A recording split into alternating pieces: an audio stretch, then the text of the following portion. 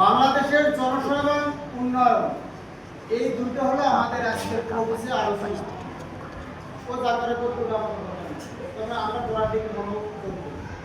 বাংলাদেশের জনসংখ্যা এবং উন্নয়ন, এখানে বাংলাদেশ কোনো কথা না, কথা হলো জনসংখ্যা এবং উন্নয়ন।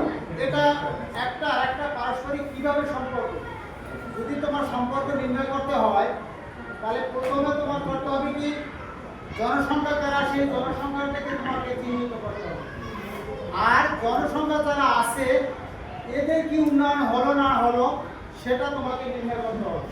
তাহলে এবার বলো যে জনসংখ্যা বলতে কি বোঝায়? হ্যাঁ, জনসংখ্যা বলতে আমরা কি বুঝি? ঈশ্বর বলো এবার, আমি বুঝাই দিয়েছি জনসংখ্যা। এবার জনসংখ্যা সম্পর্কে কি বোঝা যায় একটু জোরে বলবো যাতে ওদের সম্পূর্ণ।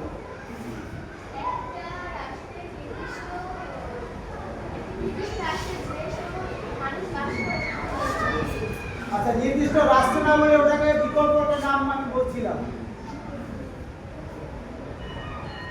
বিকল্প একটা নাম আমি বলেছিলাম, সেটা বলো, সেটা মনে আছে কিনা বলো। এটা নির্দিষ্ট রাষ্ট্র না বলে যদি বলা হয় যে নির্দিষ্ট একটি ভূখণ্ড, তোমাদের মনে থাকার কথা ক্লাস 6 এ পড়ছো। আবার আমি বলে দিলাম ক্লাস 6 এর ক্লাসে তোমরা পড়ে আসছো যে নগরায়ন কাকে বলে, মনে আছে? নগরায়নের সংজ্ঞা, নগরায়ন হলো কি, মিশরে বা প্রাচীন সাম্রাজ্যে তখনকার ওই সভ্যতায় ছোট নগর, মানে ওই যে মিশরীয় নদীর তীরবর্তী অঞ্চলে ছোট ছোট বসতিগুলো যখন মিলিত হয়, সেই একত্রিত হওয়ার পরে সেটাকে বলা হয় কি, নগরায়ন। আর সেই নগরায়ন থেকে আজকে আমাদের সেই রাষ্ট্রে পরিণত হয়েছে। অর্থাৎ কিনা বাংলাদেশের জন্ম কিভাবে হয়েছে সেটাকে তোমাকে আমি একটা ধারণা দিয়ে দিলাম। ছোট ছোট খণ্ড খণ্ড নদীর তীরে বসতি স্থাপিত হওয়া থেকেই আমাদের নগরায়ন সৃষ্টি হয়েছে। আর সেই নগরায়ন বিস্তৃত এলাকা থেকে অবস্থান করে বলে সেটাকে বলা হয় কি, একটি রাষ্ট্র। তাহলে তোমার সংখ্যাটা কেমন হবে? যে নির্দিষ্ট ভূখণ্ডের মধ্যে যারা স্থায়ীভাবে বসবাস করে তারাই হলো ওই অঞ্চলের বা ওই দেশের জনসংখ্যা বা নাগরিক। বোঝা যায়? ক্লিয়ার? ক্লিয়ার? জি স্যার। বলো না, উন্নয়ন বলতে আমরা কি বুঝি? উন্নয়ন বলতে আমরা কি বুঝি?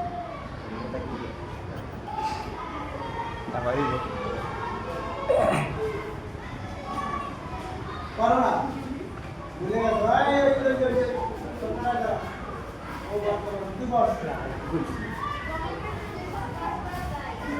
জনগণের জন্য উন্নয়নের জন্য যে সকল কাজ করা হয় ওইটাই কি, ওই দেশের বা ওই জনগণের উন্নয়ন।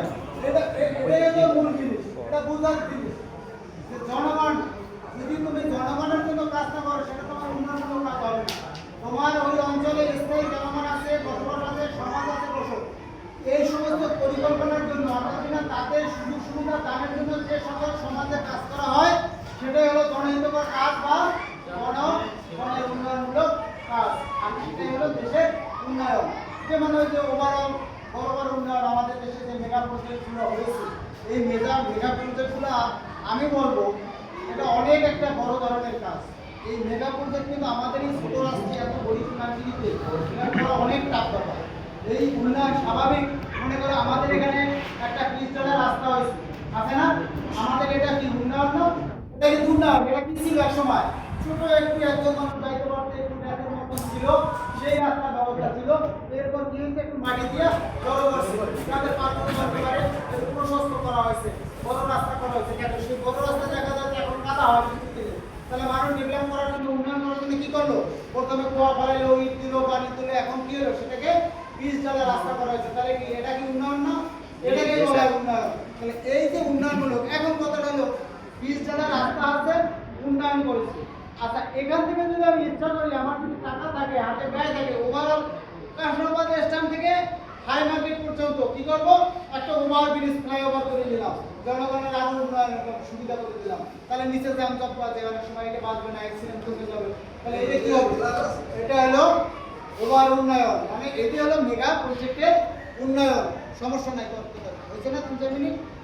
5 মিনিট। হ্যাঁ, তাহলে এইটাই হলো কি আমার মেগা উন্নয়ন বা জনগণের জন্য উন্নয়ন। ধন্যবাদ সবাইকে।